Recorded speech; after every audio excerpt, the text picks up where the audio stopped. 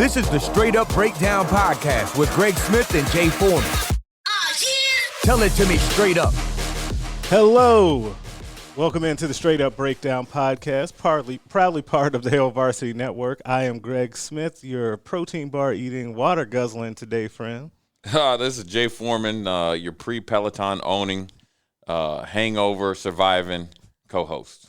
So do you have a date for your delivery? I keep meaning to ask you this. I haven't got it yet. I haven't got the delivery. Oh, you haven't got the No, delivery? so I know it's a couple months. Yeah, you're going to be a hopefully before 2021, so that can be my New Year's resolution to, drop, 10 to 15 pounds. Because either I'm going to drop 10 to 15 pounds or I'm going to drop dead. One of the two. Well, we're gonna root for the 10 to 15 pounds. Are you trying to get to playing weight? Or are you just trying to go 10 to 15? Well, technically right now I'm close to playing weight, but the playing weight isn't looking like the body composition. The body composition is a little off. Okay. My excuse now is COVID because the gyms were closed and all that other stuff. But the you know how they say you used to sculpt yourself out of clay? Yeah. Okay. Well, mine's just putty. Hey, listen. I used to tell people I used to have a six-pack. Now I got a keg. So, come one, come all. I mean, at least you can admit it. It happens. I'm cool with it, man. Go. I mean, when the dad bod took over, when the dad bod fad or whatever, took over, I think Vince Vaughn was the first guy. I don't even know if he has any children, but when he was dating Jennifer Aniston, he was looking fully blown out. Yeah.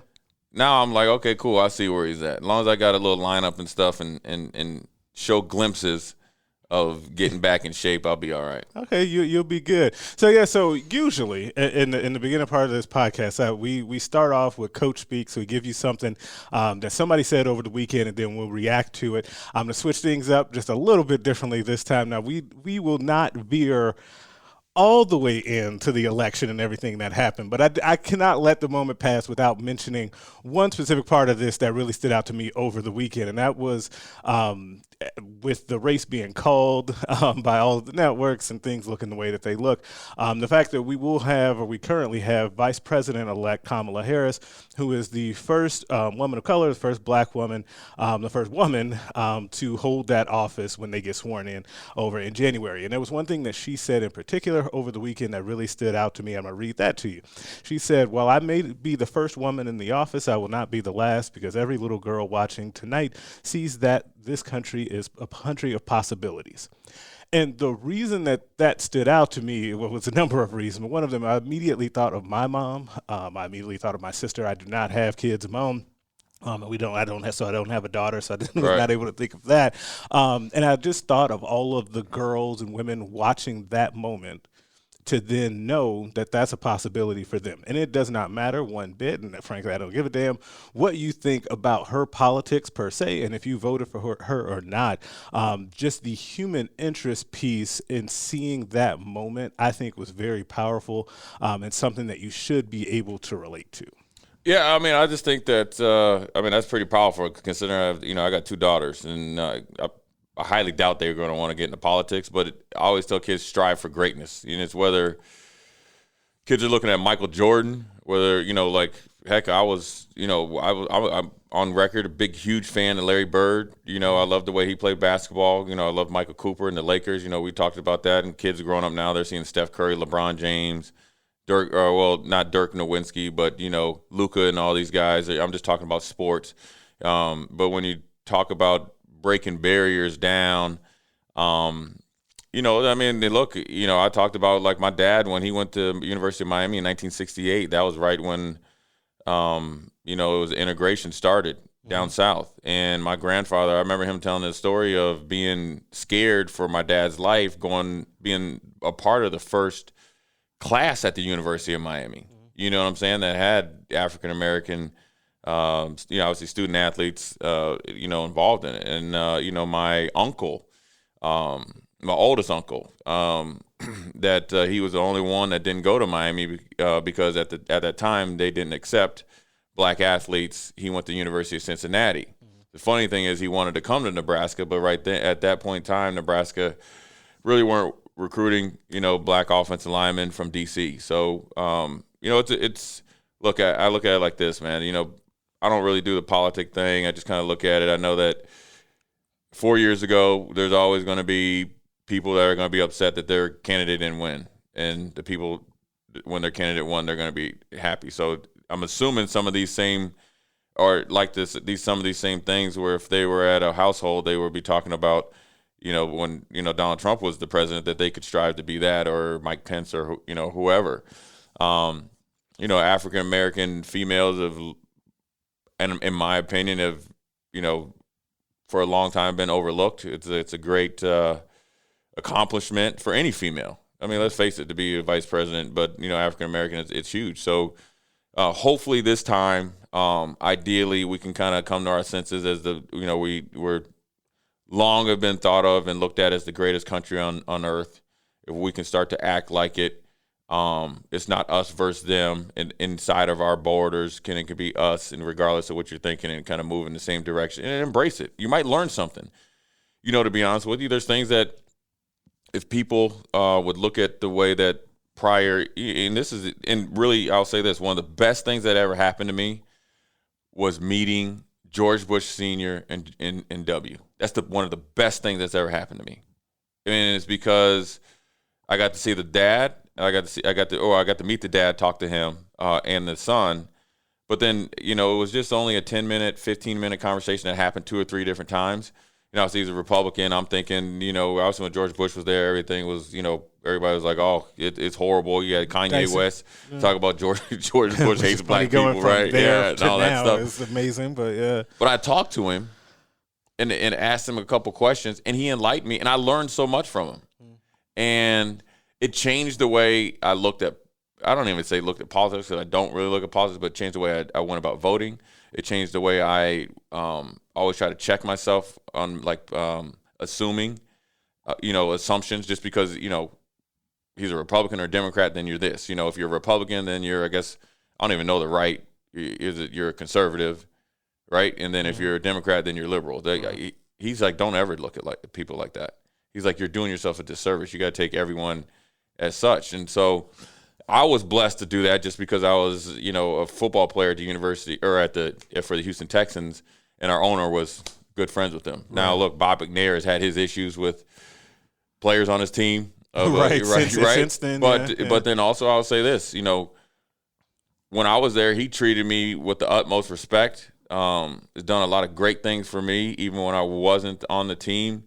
Was never, too far away from a phone call. Always, when I came back, always, had a conversation with me, as a man. So, where we're at right now, and we'll obviously move on to sports, is, I look at it like this. It's a tumultuous time, but I think if people just kind of have cooler heads and support, who the president is, then we'll go from there. And that's the best thing. If I could give somebody advice, support the dude, see what he does, worry about it afterwards. It's kind of like a head coach.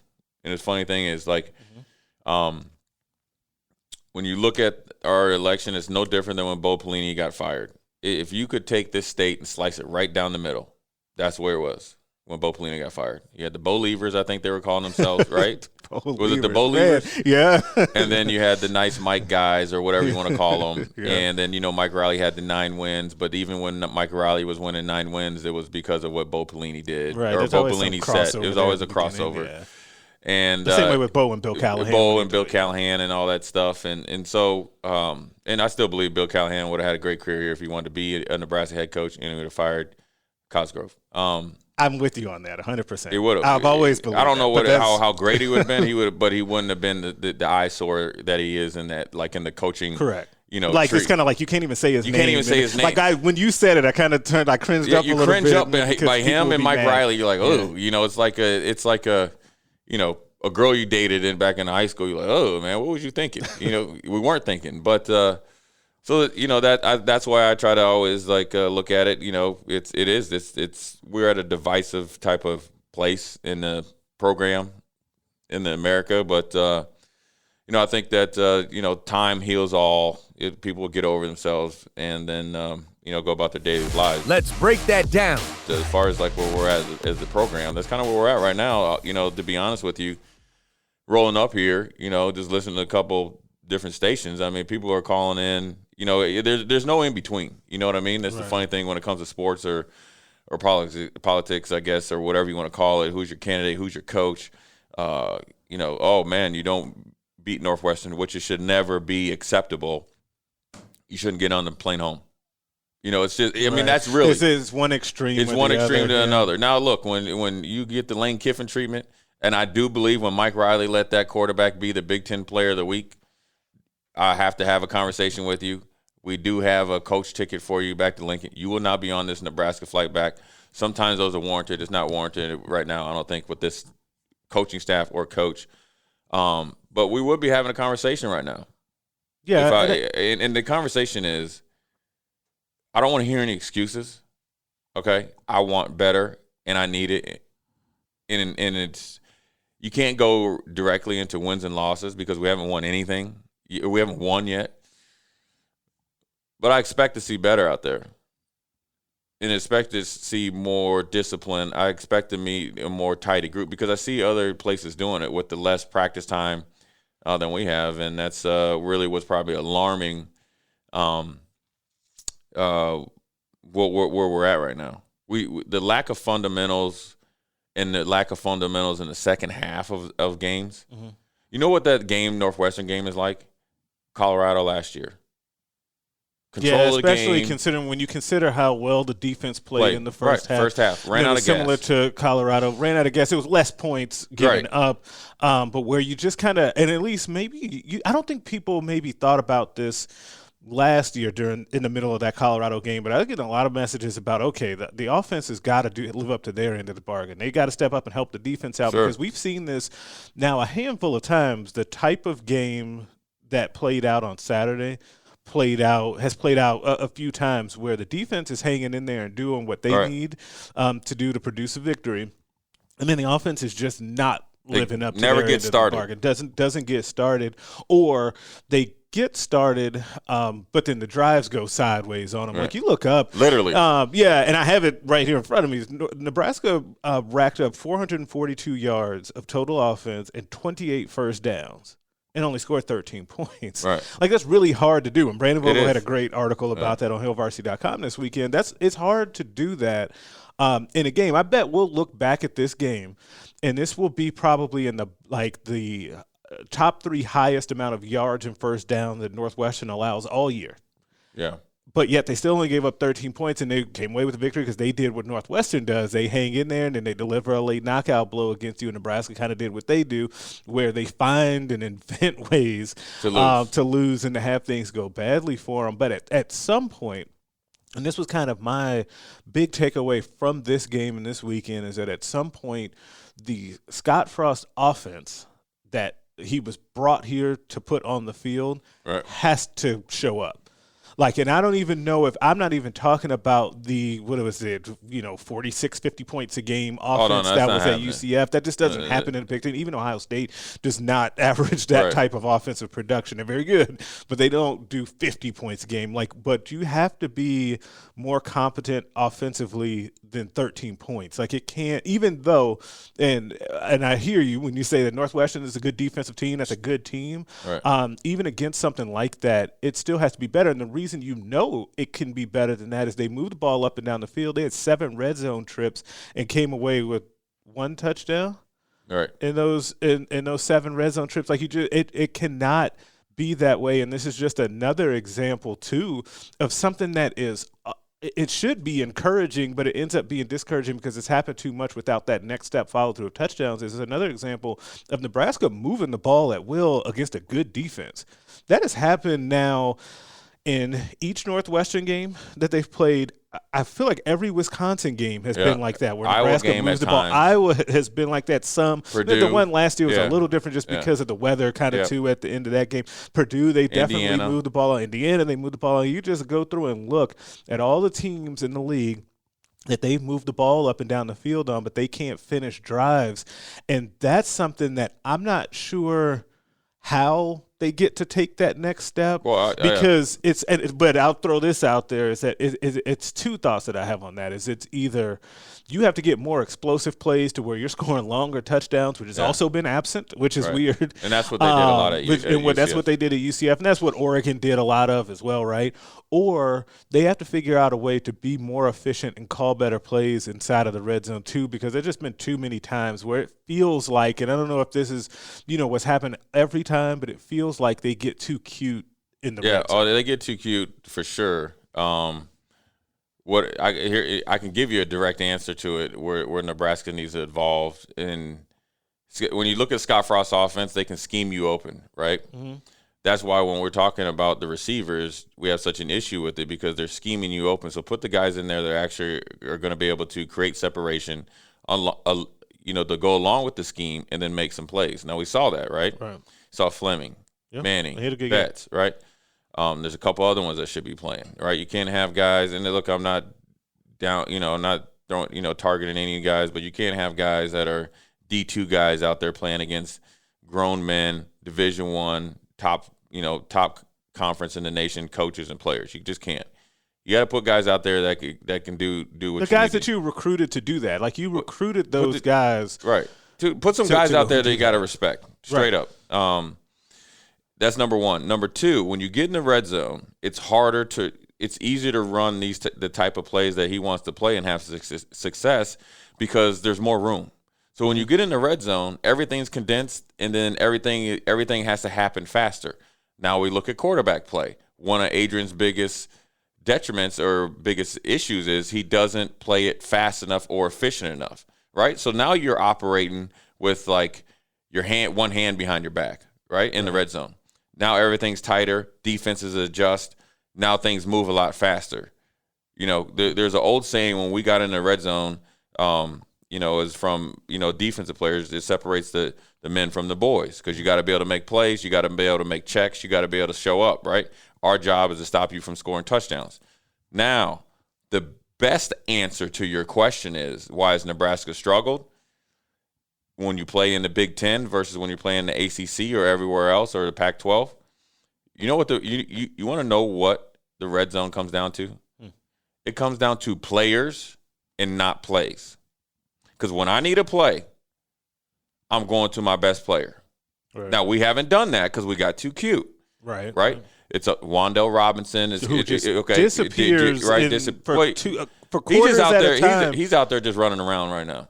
Okay, which should not be the case. I know I'm talking about the red zone, but I got to say this while we're here. Like, you can't have the guy that you built your program around go the second and third quarter without getting a touch in a game, getting a target in the game. Like it can't. And the comparison is funny because the comparison that I know that he doesn't necessarily like, even though they're friends, is Rondale Moore, right? Because everybody wants two smaller, scat back receivers guys, that are really explosive and dynamic. They're just going and they know each other. They're friends. They're always going to be linked. But the way that I want to link them on for this discussion is if you look at the way that Jeff Brom used him. They did not go, quarters at a time without he had Rondale 20 Moore. Targets against Iowa. Yeah, without him not of. seeing the ball. Like he completely dominated Ohio State because he was out there getting the ball, right? Right. Or the backup had 20 targets. And then you see it now, though, with David Bell without Rondale Moore. Their best playmaker at Purdue always gets schemed the ball. Like it just always happens. Like he's always going to get those things. It's the player but versus then the plays. When we get Nebraska,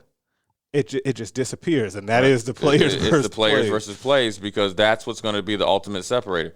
I played against Randy Moss, man, up in Minneapolis. Mm-hmm. We had cover 2 Randy Moss in the red zone. We knew he was going up to shoot. Our linebacker was taking their tight end, and the safety was over top of the help of Antoine Winfield, who played 12, 13 years in the league. His son plays for the Bucs now. Yeah, might be defensive rookie of the year. Right, and our safety was there. You know who scored the touchdown?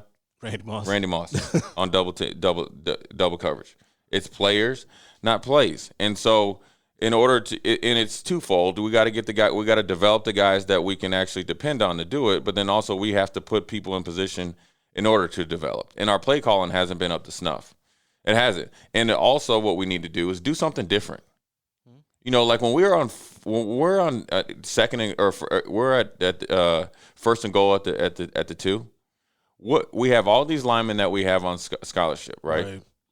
So why wouldn't we come in with 2 extra linemen eligible, okay, and have 1 tight end there, Mills, and you can either, if you have a fullback on your roster, or put another Bo Wilson back there at fullback, which he's done at times. Yep. And we're coming right at you 2 or 3 plays in a row. And I think, I think that's what they need.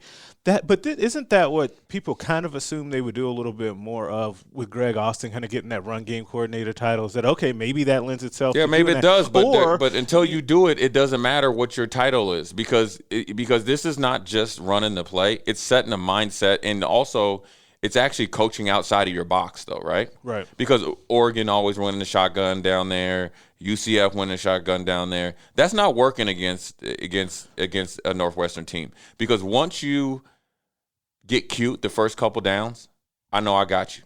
Right. And see, this is where I'm sighing over here because this is where the frustration comes in because even in that first game against Ohio State, they ran plays under center and ran some power stuff that you're like, oh, okay. Maybe we go, and then so the frustrating part is okay. You see one style of attack for the offense in game 1 against Ohio State, and then you see a completely different looking offense 2 weeks later that really didn't work as well.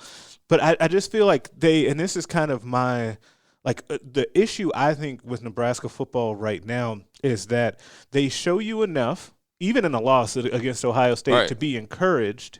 And then then they yank that right away in that next game against Northwestern. So, and then if you boil it down even more, within the Northwestern game, they showed you things to be excited about. Because I wrote for Sunday night, like, hey, there are some young players in this program that you've seen flash in a couple of games that you're like, okay, they might be able to do something with those guys. And it's both on offense and defense, right? Yeah. And I actually might say that there's the guys on defense are a little bit more encouraging right now than the guys on offense. Yeah. And some of the veterans because, which is also surprising given how people talk about the defense and the defensive coordinator. But that right now is where I think the rubber meets the road and the frustration has built with Nebraska fans is because you can see it when you turn the game on Saturdays. There's enough there to say, I can get excited about this, and then also always enough there to say we got the same old thing. Right. Yeah, and it sometimes happens within a drive. Yeah. Right. Yeah. Well, it happens within 2 plays. Right. They'll bust the first run against Northwestern, Dedrick Mills powers through that bad boy for 9 yards. Mm-hmm. I'm like, okay, homeboy's ready to run today. Right. All right, man, take the next 6 plays off. Right. We just ran. I'm gonna run the same play again. If I just come out the first play and get 8-9 yards against that defense, we're going to see if you can stop it again because obviously that you guys either weren't ready to play or matter of fact, we might be more ready to play than you, and you can't handle what we're doing. You know what Nebraska is, and this is funny thing about it, is I coach youth basketball. They're just like my, I guess, so-called top team. We'll go out and we'll beat a team that we're not supposed to, or we'll play, gold level basketball, A level. And then we'll go out against a team that has no business beating us or, no business on the court with us. We'll either barely beat them or we'll lose to them. Right. And that's Nebraska. Immaturity. It's just immaturity. It's a lack of consistency. It's a lack of, but it's an immature. Yeah. It's an immaturity all around. And let's just be honest. This is Scott's 5th year being a head football coach, right? I mean, that's young in football years as a head coach. Right. You know what I'm saying? I mean, you got to think when you're thinking about, Nick Saban. He had been a head coach at Michigan State. He had been a head coach in the league. He had been a head coach at LSU. Then he went to the Dolphins. And then he came back to Alabama. I mean, he had already been a head coach 3 or 4 times. Even like when you look at like a Lane Kiffin, he had been a head coach at the Raiders. And there's guys that have been successful at the level that we like to get to. They've been a head coach before. Right. Not granted. When you're thinking about Ryan Day, that's kind of like turnkey. Jim Harbaugh, which they're not. He also might, and I want to say about Ryan Day, and I feel like I now keep saying this as a broken record. I've been more and more impressed with Ryan Day as we go on. Because there's something, and you could see it even in that Nebraska game. You saw it last year's game, too, as a matter of fact. What I'm impressed by with Ryan Day and his staff, they make adjustments like that. And I mean, they might not even wait till halftime. They'll call a timeout, and they'll adjust to something on the fly and get it going. Yeah. And that is something that I feel like if I could take one thing from their staff and put it in onto you could Nebraska get it even staff, from Northwestern staff. And that comes with experience. Right. So when I talk about the lack of maturity, or just maybe it's lack of experience and immaturity as an overall program. And that happens when you've had so much turnover, right? You go from Bo, Mike Riley to Scott. And such different styles. Right, such different styles, right? And like if you look at Wisconsin, when they had Alvarez retired and then you brought in Anderson and then you come back to Chris, Barry Alvarez told you, look, man, he does all that little funny stuff. But at the end of the day, our bread and butter is physical football. Right. So really when one person leaves, another guy comes in, the transition isn't as hard. Our transitions have been extremely hard ever since Frank left, right? So you have Frank, kind of like Tom Osborne-esque, right? Still, then you come to totally different and try to actually dissipate any type of things that was successful before with Callahan, and then Callahan doesn't work. So now you just spent 5 years or however long he was here trying to do the exact opposite of what you've been doing that was successful, and here comes Bo trying to put his little stamp on the program, right? Then he tried to have his own type of black shirts and all this other stuff. Didn't work, right? Then here comes Mike. That's the difference, totally different than Bo. Now we're running a little bit of West Coast offense. We're doing a little bit, Friday Night Lights and all this other stuff, right? And then here comes Scott, the new kid on the block, he's still, young in his coaching, career and trying to learn. In the best conference and against the best coaches with the most pressure. Like, see, that's the other thing most too, pressure is that there's a level of pressure on Scott and then people are saying, we need to, the media needs to hold his feet to the fire and they need to make sure and ask him tough questions and all this. Like, fine, you can have your opinion, whatever, but I also think that there's a level of pressure that he puts on himself. Like, you think that Scott Frost doesn't care about making sure that Nebraska gets back and is good? So he's going to put a lot of pressure on himself. This is where you're from? That's tough, you man. You can't live here if you fail. And see, and that's the thing, is something that, and I'm not saying that that's where we're heading, but if we got to that point, things would be very rough on him in the end. This is where he's all of that. from. This is what this is what his he knows. This is what this is the ultimate. I wouldn't say gamble, but this is a big step for him, and it's a big step for the University of Nebraska. And so, yes, I know Scott is a competitor. That's one thing I know. Oh, yeah. He likes to compete and he likes to win. I can guarantee you he ain't sleeping good at night. No. Because he even said it, he'd like to be farther along. So he's trying to rack his brain how to get it there. But I can say it I can say that and then also say that if he knows that they should be farther along. He should be doing a better job, wins and losses, X, Y, and Z. So it's almost like he's fighting against himself because he already has the pressure that more, a lot of times with an athlete, your expectations of yourself is as high or higher than anybody else outside of, your personal. Yeah, nobody knows, Husker fan 22 on Twitter is not telling him something that he doesn't already know, right? Yeah. So he already has that, internal, competitiveness and pressure on himself. He's got a ton of friends and ex-teammates here where he's like, dude, you making a lot of money. What's up? Right. I got that Stephen A. Smith tweet out there. What's up? And so we got to have, more production. Now, I can tell you this. I think he probably thought some guys would be playing a lot better and consistent than they are. They haven't. Whether it's COVID this year or not, just he would expect a better performance and more consistency. He hasn't got it, and that affects the wins and losses. And so you're at this he's at this. I wouldn't say impasse, but here's where we're at as a team. We're pulling up to this big old brick wall, right? Mm. And it's 100 feet wide, 100 feet tall. Okay, running into that bad boy and doing what we're doing ain't working. So we got to do something else. So now whether we got to find a way to go underneath it, to the sideways of it, because maybe it's starting to get, maybe it's not as steep when you go a little bit to the side, right? Or we got to find a way to throw something over there so we can all climb over it together. Right. But trying to run right through that bad boy ain't going to work. And I think that that's the perfect way to describe it, because it's basically saying that they need to find a way to adjust what they're doing so that they can produce more wins, because something is different from what they thought would happen when they got the here. staff took over this program. And there have been, and I don't want to say that there have been no adjustments have been made, because there have been some on the fly, but you've got to continue to tweak this thing to figure it out. Because that's what they get paid to do, to try to find and search for those answers. And the most frustrating part about that, and frustrating is the word of the day today, is that they are not, when he says, Scott, that they are close, they're almost there, they just need to taste the success so that they can start building and get that confidence going. I believe that. Oh yeah, because they are not. If you just look, even as frustrating as some of these games are, I believe this is the 10th game that Nebraska has lost under Frost with one score. 2 and some change years. Yeah. That's 10 games. Like, so they are 6 of those, right? And then now all of a sudden with a fifth and all that stuff, right.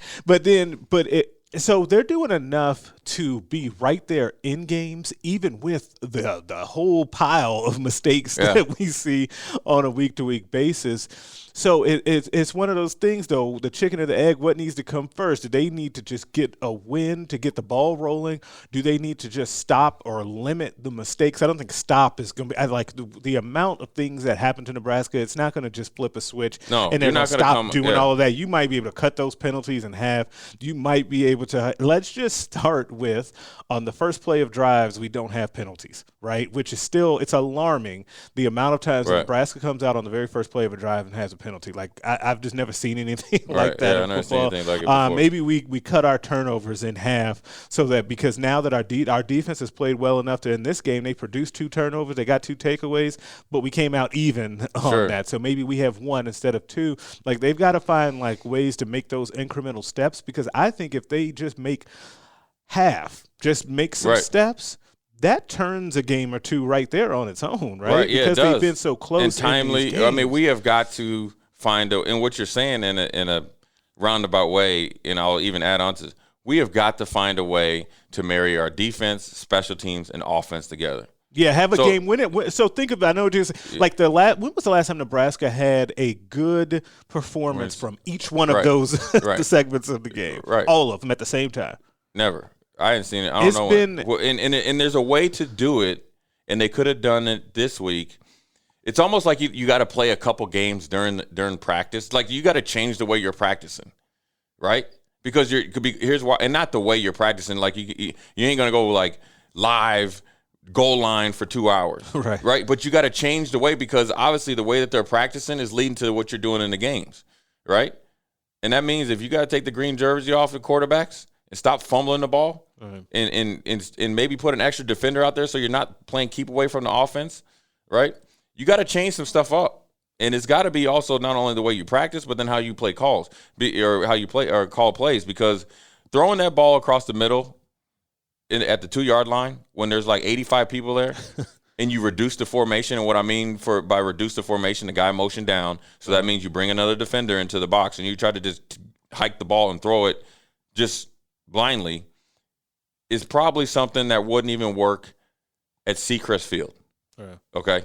So let that all be there. But you got to change what you're doing in the sense of you got to create an imbalance when they come out to practice. You know what I'm saying? Okay, this is what we're doing. This is what we're going to work on. We're going to eliminate how we start drives. So you know what? We're going to warm up, and we starting right now. Right. Okay? Boom. Okay, you got a penalty. Hit the line you running. Okay? Everybody's running, because when you make a mistake, not only does the offense, you got to, it puts the offense behind. Now you're putting the defense in a bad position, because now we're playing behind the chains, and now the Northwestern's going to get the ball in probably on our side of the 50, and now we're on the chance that now I got to change the way I do it. So now the pressure is not only from the offensive guys, now the whole team. Right, everybody feels right, and we have got to be able to marry how we're playing defense and how we're playing special teams and offense on the fly too. Okay, so if the defense is playing fast and playing with their hair on fire, hitting the quarterback, getting tackles for losses, and our special teams is covering the same way, well, then maybe that's why we need to play offense. Now, if we're playing good, sound, fundamental defense, and our special teams was okay at best, like we were this week, well, then maybe we got to slow this game down. We got to be more of a physical game. We got to figure out a different way to play. See, the problem is this: when the defense is playing good, or playing complete sound football. Our offense isn't. Right. And we're trying to do stuff we're trying to get cute. Well, cute ain't working for us. In special teams, we have got to cover the kicks all the time. Yeah, I think that's an attention to detail. That's attention to detail. Staying locked in. Because this isn't time to just go down there and run right. and get your hamstrings warmed up and then go on the sidelines and talk about what you're going to do after the game.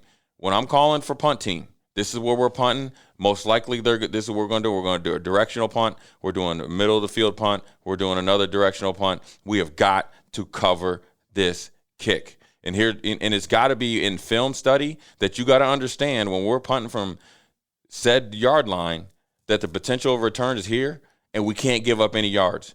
Because as of right now, even in this meeting, like in this defensive meeting, special teams meeting, our offense isn't pulling our weight, so now we got to pull it a little bit more. Right. And offensively, we also, since we defense is playing better than we are, we have to be able to play offense to make them be in a better situation to continue along their path of progression, but then also how we can be more efficient in scoring points. And it's a hard thing to do, but we're getting in our own way, number one. And number two, the young guys, I'm going to put you guys in a better position to step up. Now you better step up. Right. You know what I'm saying? I don't want to see anything after a game talking about you ain't play.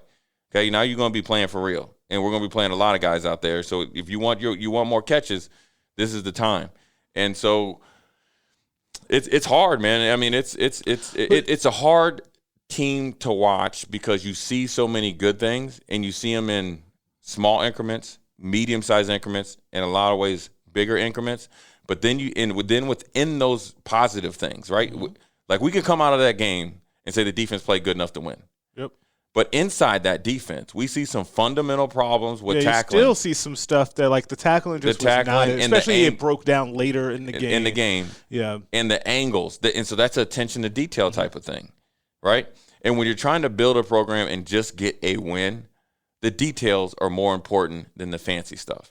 And to me, that's the thing that the coaching staff should be able to drive home is if you just hear me out and listen and do these details, and we're going to get a better result. The problem is that, okay, maybe the defense for, let's say, 75% of the game, 70, let's be conservative, 70% of the game was on their details and they were doing what they were supposed to do, and we only gave up 21 points, but dang, we still came out with a loss, right?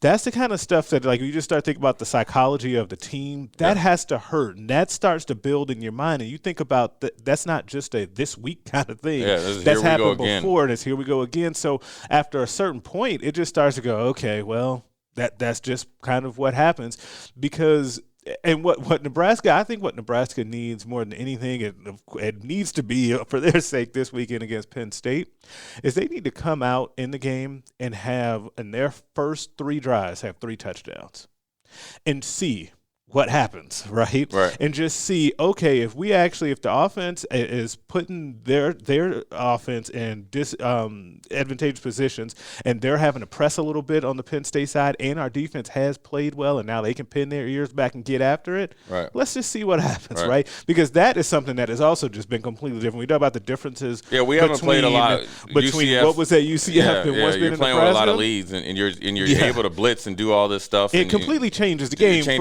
for the way that your defense can then be called and the risk that they can take and the turnovers that they force, it just all changes if your offense on the other side is then getting a lead. It's formidable. Because that's a real hard thing to overcome. You're making them play. What's happening right now, though, is that you're making the defense have to play lights out, mistake free, as if they are Alabama or like Wisconsin when they're really rolling to keep it in the conference. Or Clemson, something like that. They have to play at that level to keep Nebraska in the game, and nobody thought that this defense was that. Like that's something reserved for like 5 defenses a year in the nation, right? Throughout the whole so that's nation. Just not even that's not realistic to think of what you're asking the defense to do right now because the offense has then been so bad. But sticking on the offense, something that I also wanted to bring up was we can't go too far into this without getting into this quarterback situation because it is a thing that it's going to be another talking point. And I honestly, like, to keep it 100 with y'all, I hope that we'd be beyond this at this point of the season in one way or the other, because we were supposed to have 3 games under our belt at this point. One way or the other, like, everybody knew who the quarterback was going to be. Things were kind of rolling with whoever that was. It doesn't really all that much matter to me who it is. But the door is wide open right now for the quarterback controversy. Right. And I don't – It's getting wider, though. yeah, the door is definitely. And that seat the seat's getting hot. But this is again, we just talk about frustration being the word of the day. Is watching Adrian Martinez on Saturday is extremely frustrating because you see on one hand, say, even though the throw wasn't pretty, the one on the flag route to Austin Allen over the linebacker before the defensive back, it got there. It was there. It was accurate. It was on time. Didn't look great. You see the scrambling ability. You see when he's decisive and running the football that he's effective at doing that. But then again, you see the same old stuff with the lack of ball security. You see it with the turnovers. You see the inaccuracy. And then you get to see Luke McCaffrey. And while he was not amazing, it looked like it functioned a little bit better, right? And I don't know if that's a thing because Luke was the guy running it or a combination of that plus some of the receivers that they had out there at that point, because I think that the 2 catches that Betts had out there were, I think, from Luke. Yeah. He went to Marcus Fleming a couple of times as well. Like, you looking at me, I think I know where you think they should go. I don't know if they should go there yet, but like I just said, I mean, look, Luke has earned playing time, legitimate playing time. Yeah. Adrian has earned less playing time. Things look a little different when, one quarterback's in there and one's not, but there's other factors to it. Does our narrative change if the tight end actually blocks the guy down in the red zone and Adrian doesn't have to be on the headset like he's on 8 Mile, dropping some lyrics? He was so mad, right? So we score a touchdown there, or the drive continues and we end up scoring a touchdown. Does the narrative change, right? Does it give him more confidence when he's throwing balls? Now, we're trying to stretch the field with tight ends versus trying to stretch the field with guys that actually can stretch the field. Now, that's when Adrian's in there. Now we're throwing some deep comebacks and all this other stuff when Luke's in there with Fleming. But the question is that what's called, or is that Luke getting to that progression? It's probably a little bit of both. But then also, I will say this. I think Luke plays the quarterback position at this point in time a little bit better than Adrian does. If you look at his footwork, if you look at his, I guess, quote-unquote, moxie, if you look at his aura about him, it's different. And we talked about this coming up here. Luke McCaffrey's been around professional athletes since the day he was born. He hung around with John Elway. He saw how he eats, how he prepared. He's been at training camp. He's seen John Elway throw. The throws that he's been throwing, I'm willing to say close to 500,000 times. He's probably watched breaking down tape with not only his dad, but both of his brothers. And so he's been around this. And so the work ethic, what it takes to be a leader, to continue to play through some bad situations, that's embodied in him, right? And we also have to come to terms, maybe Adrian is who he is. We've seen enough. Not enough that he's not going to play. But right now, he is who he is, okay? If there ever was a time to show up and be a more fundamentally sound, a more efficient quarterback, there is no time like the present in 2020.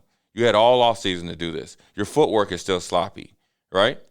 And that was one of the biggest things. That is one of the things on his. That's why you see it. That's why you see it. Is he's consistently inconsistent.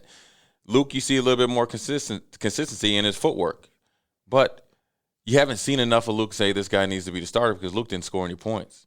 Now there's other things that go into it. Adrian had a bad interception. Luke had a bad interception. So. Has he earned some more playing time? Yes. Has he played well enough to unseat the guy that is incumbent? I don't think so. But, hey, man, we won 9 games in 2 years with 2. Okay? 9. I mean, however you want to get to it, we won 9 games in 2 years. I need you to step up, and you need you to step up. Right. Because the next conversation that we might be having might not be about you playing. Yeah, at all. I think and see, and that's at all. the thing When I say at all, we gotta. And you know what comes after at all, Greg? What? Transfer portal. Yeah, because then what ends up, and at quarterback, yes, that always ends up. But I'm just saying, this is the conversation. I always tell the parents of the kids that I coach, don't make me have a conversation with you that I've already had with you and your kids prior. Because once I have this conversation that I usually don't want to have, because I'm not really like cutthroat where your kid ain't going to play all the time. Mm-hmm. But if your kid ain't coming to practice and isn't willing to be a good teammate, then I'll have this conversation with you, and it's a whole different type of body language. Right. Oh, yeah, when you come in the office and you're actually in trouble. Right. Versus not. Right. But I do think that it's probably not as much of a slam dunk as some in the fan base. Yeah, because everybody everybody loves a backup quarterback. Oh, yeah, definitely. And everything that the backup quarterback does is, I think, elevated by people. But I just think at this point, based on what we've seen, I think that you said it right. Like at this point, like we're getting dangerously close to the territory with Adrian of, do we know, are you what you are? You know what I mean? Are you not going to be better than what we saw all the way back? Well, really, the freshman year we saw, and you thought he was building off of that, but really what the sophomore season was, have we already seen your ceiling? And that's the thing that I think is really dangerous when you have a player and Luke McCaffrey behind you who has – at the very least, he's played him close. Like, if you want to say that Adrian is playing at a level 5 and you say Luke is at a 4.5, like it's close, right? Right now, there's 3 levels to when you're about to lose your position, right? DEFCON 1, that's your warning. Mm-hmm. Probably at the end of last year going into spring ball. We're at DEFCON 2. Right. Okay? We're at the yellow. Once we get to 3, you gone. And part of this is, and remember that part of it is that as a two-time captain, as a guy who off the field seemingly has done all the right things, talking about Adrian Martinez, a guy who you can see it in the press conferences, is a good kid, has respect. Yeah, we're not talking about a bad kid. Yeah, here. So when you talk about benching him, it's different. It's bigger. It's bigger than like that. It's different. And I will say this: Scott and those guys know more about the day in and day out, the strengths and weaknesses of both than we would ever even think of trying to know. And I also want to say this. It's different being a backup and coming in and playing with the little package. And like you said, everybody loves the backup and everything's magnified versus people game planning for you. Right. And that's different. And that's the difference between Adrian in year 1 to year 2 and now we're in year 3. What you see in quarterbacks, now we're talking about quarterbacks, that continue along the successful path is the ability to adjust and work on your weaknesses and have that not to be such a negative to where people can focus on it. Right. And also I would like to see, before we even think about making a true switch, right? Because when you make a switch, is it a switch just for the game? What does Luke have to do to cement himself? Mm-hmm. Because Luke could get hurt or just not play well in that role. I would like to see Adrian with Omar Manning, Fleming, Alante Brown, and Betts. I'd like to see him with those 4. What you're saying is give him a chance to be out there with those playmakers that you thought you were going to have. And then we're going to call the plays and see how you do off schedule, because once Adrian gets out the side and all that and you got more speed, guys seem to get a little bit more open, right? Right. And I want to see that before I say, okay, well, the guy that's been working with these backups, they kind of got to have like a good cohesive, right? Because a lot of Luke McCaffrey and those guys haven't been starting. Right. So they've been throwing to each other. I want to see you with these guys that are eventually going to be out there. Right. Because the whole offense looks different when they were out there. And then I want to see how we try to scheme up something for Wan'Dale Robinson and Mills. It's almost like we have too many like pieces or too many like assets that we don't even know how to use one. Yeah, and we need to get in the pecking order. This is the guy that I need to get off first. Yep. Then it got to be second. Okay, this is going to be the equalizer. What I mean by equalizer, it has to be, okay, when we want to get into that 4-minute drill and we want to start pounding you to soften you up for all of our fancy stuff, right? Mm-hmm. Okay, here you come, Dedrick Mills. In these next 2 series, you about to get 6 carries. Now we got to produce, right? And then we can start doing that instead of like we're trying to do all those things in one series. Oh, we got to get him a touch on play 1. Oh, we got to, no matter what the down and distance, we're going to call and get this guy a touch. One of the plays as far as like the jet sweep, the Rams run this jet sweep with all their receivers. And every time I see it, I was like, man, that'd be great with Wanda Robinson. I think about that all the time. Was it was either last year or 2 years ago, Wisconsin ran that a lot with those guys. And if you think about what was happening with that Wisconsin team, and this is why it was so hard to stop their running game, because they would run that jet sweep and they would sometimes hand it off to Gordon, Cephas or and any of those 23. guys. Yeah. And then when they had Jonathan Taylor back there running back, if you really don't know who's getting the ball, if the jet sweep guys get it or they're about to hand it off to Jonathan Taylor, like, good luck trying to stop that, right? And then with that offensive line, that's where I feel like Nebraska is lacking. And listen, I'm not a play caller. I do not call plays. Scott knows more about offense than I know. But I just feel like if you really want to threaten teams with Wan'Dale Robinson, if you want to use him as a decoy, or you just want to hand him the ball in that situation just to get him a touch, that's the way that you can easily do that, because then it messes up your defense. Because we were talking about this on the drive up, is that there was a play in that game where they're in the red zone, and it happened 2 different times where they ran Chris Hickman through once on the fake jet motion, and they ran Cade Warner through on the fake jet motion. Both times, if you watch Northwestern's defense, the linebacker to the side that the jet was coming to did not move. They did not even look at the guy coming through. That tells you that they scouted on film. If you see that jet action and it's somebody other than number 1, he ain't getting the ball. They're not getting the ball. Right. So just stay home. That's good coaching. That's good eye discipline by those players and good listening by them. But they know that coming through, because also, how many times does Nebraska actually run that play where they hand the ball to the guy? And really, if they get the ball, let's be honest, they feel like they can rally and run those guys down. Right.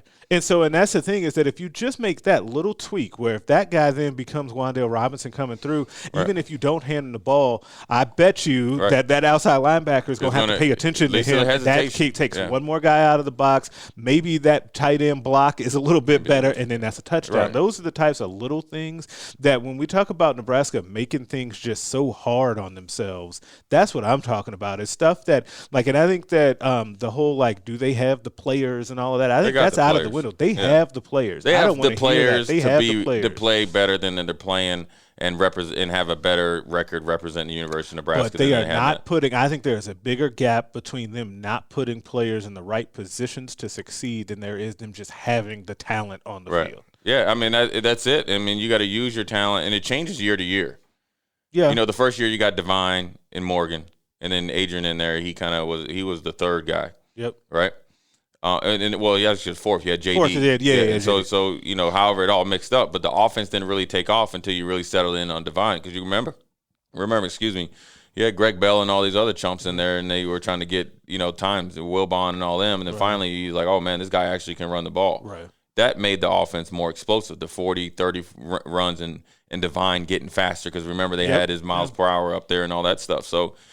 Until they decide, and one of the things that popped in my mind when you said that is you're mixing player with the plays. You can do that. There's been times Randy Moss and all these guys have been decoys, but then also you can also focus in on them, to make it. I think the horizontal passing game has not really worked in the Big Ten. I think guys are too big and too fast for that.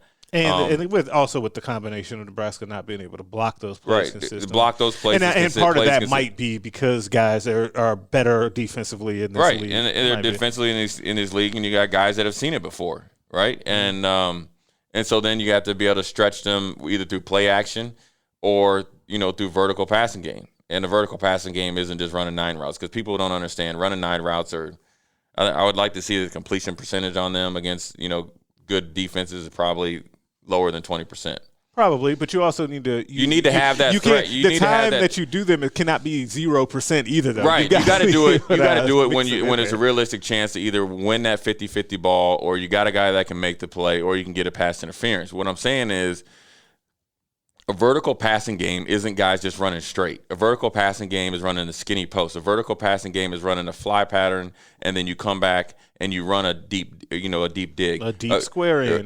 Square in. Or you throw the back shoulder, play or the pass, which all these kids are doing in 7-on-7. So it's not something that you can't, put into your offense and game plan X, Y, and Z. The vertical passing game is a play action pass, and you got a tight end that can get past the second level and get in between the safety or the linebacker and the safeties, or beat a one-on-one coverage from a linebacker. We got a 6'7", 6'8" tight end that can run a little bit. He should have a big catch radius. We talked about, obviously, Fedoni probably coming in and playing a big role in that. He has a huge catch radius along with his speed. So these are things that we need to do and put into our offensive game plan. It's a lot, right? We're talking about a lot. We got, and then let alone we haven't even really focused in on really establishing a true physical presence from a running attack not from our quarterback, but from our bruiser of a type of a runner. We haven't got there yet. And the thing that's maybe the most frustrating, each of the first 2 years, it's like the last quarter of the season we finally realized it was earlier with Divine. We kind of fell into Divine. Yeah. We had to he was like the guy, all right, well, let's let you start. Oh, man, you're actually good. Right. Like, he's been in the league 2 years. Right. But then with Greg Bell last year, it was like the last 4 or 5 games. They're like, okay, this dude actually can run the rock. Yeah. Or not Greg Bell, but with Dedrick Mills. Sorry about that. He can actually run the rock. But now we're here, and he's not really getting any running back runs. And so what that does is it'll open up some things that you can do. And so what we need to do is just, if I had one equation for you people, and it's Masters week out here, right? This week. So if you don't know, the Masters is being played. So I'm not only going to be chilling watching Nebraska, I'm going to be drinking plenty of drinks and watching Masters, right? One of the things that, Tiger Woods talked about when he was trying to repair his golf game after having, multiple back surgeries. That's the equation to Nebraska having multiple coaches, right? Your core and your back in golf is huge, right? Is that he had to learn and focus on the game from the green backwards. So how does that equate to football? We have to focus on things outside of what we want to do, which is in this modern day is bomb the driver, and work on things which is around the green, putting, approach shots, X, Y, and Z, right? So what we have to do is we gotta eliminate penalties. We got to be more physical in our running attack and our mindset, and we got to be able to play pitch and catch as far as hitting the open receivers. We got to be able to do the fundamentals and the small things before we can do the big things, which is the fancy stuff, right? Some of that's personnel, some of it's play calling, practice habits, practice culture, before we can do anything else, right? Before we can run, all the throwback pass that we tried to do in our side of the 50 and all that other stuff, right? Before we can do that, we have got to do the basics. And if you want to look at Northwestern against Iowa, they ran the ball so many times, I don't know how many, 40 or 50 times, and averaged 2.3 yards a carry. They're doing the basics, just keeping the game close. Right. And that's what we're not doing. We're not doing the basics, and then it's showing up at the worst times. Now, is it because the defense got worn down and mentally they're worn down, and you have two guys taking the same angle, and the tight end does it like a little pirouette and goes into the end zone? Right. Maybe so. But at the end of the day, it's the little things that we're not doing yet at a good enough rate to help accentuate what we'd like to do as an offense. Absolutely. Now, every week we end the show with a segment called Put 'em on Blast, which is my favorite segment of the week, where we basically put somebody on blast for something they did or said. Put them on blast. Now, this week, did you see that that great game is Notre Dame versus Clemson on Saturday night, double overtime thriller? Notre Dame wins it 47-40 to get the win over number 1 Clemson. And what promptly happened after that game? Notre Dame rushed the field. Oh. Now, I understand that there is excitement about you upsetting number 1 team in the country. A lot of people out there don't like Dabo Swinney, so you got a little extra juice from beating them, right? But we are still in the pandemic, right? Right. Like that, I that think is so. Still happening, and in fact, raging Notre Dame around has some the issues, country. right? Notre Dame has had issues. Indiana has had issues, but that's not exclusive to Indiana, Notre Dame, because frankly, it's happening everywhere. Go look at the map of where you see, like, if what states are in the red or orange zones right now, or green. I think there's only one state right now in the green, and that's Vermont. So shout out to Vermont. Basically, everyone else is in the red. So they stormed the field, and then they had to issue a letter from the office of the president, the university president in Notre Dame, to say, basically, y'all all need to stay where you are. We got to try to do some contact tracing here. Right. Like, that was not okay, what happened in that game. But then also the letter was also signed by the university president, of course, who also had his own issues because he was at the super spreader event at the White House for the confirmation of the justice, right? And so you listen, I know that we have somehow gotten to this point to where talking about COVID is like faux pas, like we can't do it, like just be smart, right? Like, there's really all it comes down to is you hold the mask in your hand. Like, this is what it comes down to. Like, we have to. You talk about Nebraska football having that big brick wall, and they keep running into it, and the same thing keeps happening. That's essentially what's happening right now with COVID, right? We've got to do something a little bit different here to try to mitigate this and to kind of at least lessen it, because I know that no matter how you feel about COVID and how it got here or whatever, that doesn't matter. I know for a fact that you want to get back to regular life. I want to go travel again. I like going to the movies. So I want to go and do that stuff. So we need to be able to be better as a country than doing stuff like storming the field. And I know it's exciting. And I know it's exciting and it's tough. And it feels like, oh, you're being, Debbie Downer, trying to come down on these college kids. But that to me really was just symptomatic of what we're seeing right now across the nation. And even here in Nebraska too, as far as what our case. And it's really a scary thing to see kind of what's been happening in Nebraska as well, because one of the things we don't have that many people also. Yeah, we don't have that many people, and that had been one of the things that people were saying that, oh man, we've been okay, and then all of a sudden, not so much. So just please do the things that you know that we're supposed to be doing to try to bring this back down, and then if we can hopefully start to move towards getting some normal life back, because come next season, everybody wants to be back in Memorial Stadium. And we want to have a spring game weekend. Yeah, I want that. That's one of the best times. Like, that spring game weekend is a great time. And it's not going to just start in February or March. It starts right now if you want to have spring ball. Yeah. So that's essentially what you're saying, Greg. Wear your mask, wash your hands, and wash your butt.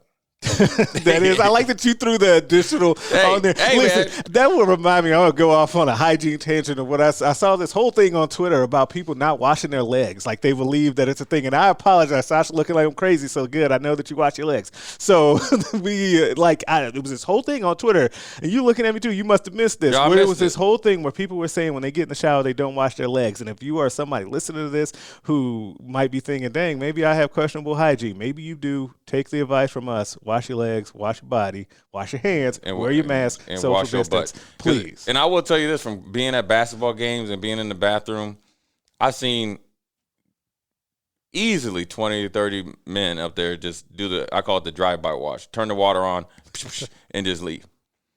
I want to say, man, hey, man. Not now, man. Not now. The age of Rona, man. You can do that 2 years ago. Not right now. No. So, wear your mask and do everything you need to do. If you're anti-mask, then just stay home. Look, man, this isn't a political statement. No. I do not like wearing a mask, but I will. I have to coach with a mask on. And it's extremely uncomfortable, but I don't even know what I would do with myself if I had COVID, or I call it the Rona, and I gave it to a kid that I coached or somebody that I knew. So that's why I wear it, just for everybody else. People want to be on here and be mad and all. So that's a personal problem. Yeah, that's fine. That's fine. That's fine. So hey, do what you need to do. Notre Dame, do better. Okay, I'm excited for you for about 2 seconds that you beat Clemson. I hate Notre Dame, but you know what? Big victory for you. Yeah, great victory for them, Mr. Drive. It actually is a great, like, if you really want Brian Kelly. Yeah, if you really want to relate it as well to Nebraska football, is that it's really an example for Nebraska, because their struggles were not as bad as Nebraska's, but they definitely had struggles earlier in Brian Kelly's tenure. They made adjustments. Remember, they made adjustments, and then now they've come through on the other side. And Clemson is still a top-notch team, even though Trevor Lawrence didn't play. Yeah, they had the number one quarterback. They had the number one quarterback, who actually played very well, and probably will be a number one pick in a couple years. 29 for 44 for 439 and 2 touchdowns. Yeah. I mean, he wasn't the reason why they. No, he was not. On the road at Notre Dame. So, kudos to them and Mr. Excitement himself, Brian Kelly, Mr. Nice Guy, right? Right. My guy that I'm going to put on blast is none other than my man Patrick Mahomes Jr., Deshaun Watson. He got the big contract right after Mahomes, or Mahomie. Patrick Mahomes. Patrick, we got a not Pat. We got on that. Little mom got mad and all this other stuff. Mom has been mad about that. And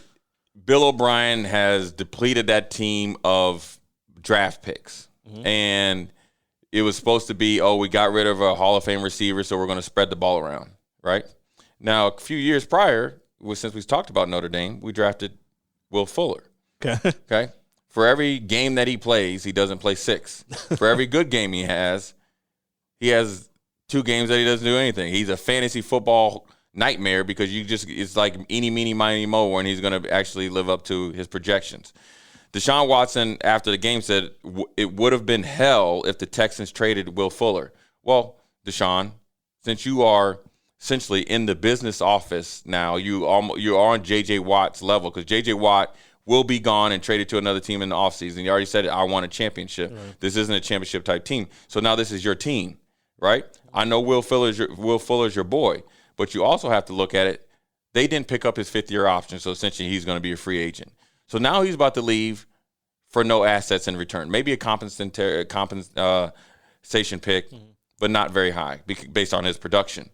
Why wouldn't you trade him to get draft picks back that your boy Bill O'Brien gave away just the last 2 years? Right. Because then you say it would have been hell. So now you're saying you're up here trying to dictate who gets paid or not. And when you have that going on, we just did that when you have Bill O'Brien paying guys and cutting guys out of emotion. Now, Deshaun Watson isn't there. I know that he probably, feels comfortable with Will Fuller. But is Will Fuller DeAndre Hopkins? No. Is Will Fuller Julio Jones? No. Is Will Fuller Devontae Adams? No. Devontae Adams? Is he even Adam Thielen? Okay, out there. Is he Allen from the Chargers?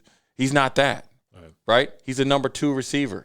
If you can get some picks for him, you got to do it. So I'm going to put him on blast in the sense of since he is talking with his heart and emotion and not his head. And when you're in a situation like he's in, when essentially he's going to be we're paying you a lot of money, but we're paying you to get beat up here. Okay? yeah. You have got to release that emotional tie and go from a business side of it, and that's where I'm gonna put him on blast. It's not a bad blast, but it's think a little bit more with your head and not your heart. And here's why. I'm gonna tell you a story about my agent. So in our draft class when I was in Buffalo, so there were 7 rounds. I think we had 8 because we had 2 4th-round picks. One of the things he told me, he's like, don't get too close with any of these guys. And I'm like, why? Because I'm coming from college, right? We all came in at 18. We leave at 22. We boys. Right. We're going to be here, right? He's like, oh, no. He's like, after year 1, out of those 8 guys, it's going to be 6. Right. After year 2, it might be 5. After year 3, you might be one of them gone. That's if you're not gone in those first 2 years. Right.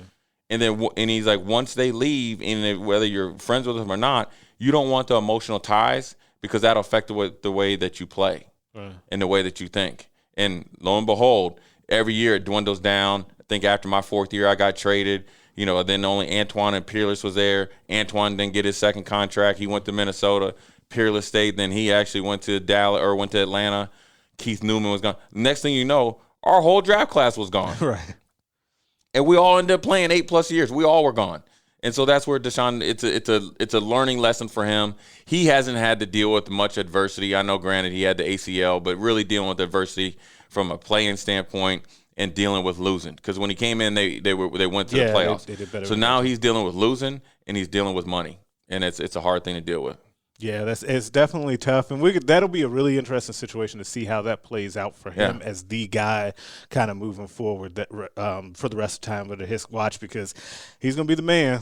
It's just like things change up on you. It changes year to year. It does. Now we're gonna leave it there. You can subscribe to the podcast everywhere you listen to them. Rate us, review us, leave us a 5-star review. If you leave 4, I'm inclined to think you're a hater. Make sure that you are checking out the other podcasts on the Hail Varsity Network: the Mind Your Own podcast, Varsity Club, More to It, and the Hail Varsity Radio Show. We do have an email. You can hit us up there for all your suggestions and good feedback at straightupbreakdown@hailvarsity.com. You can also find us on Twitter at Greg Smith HV and at Foreman5644. We will catch you next time.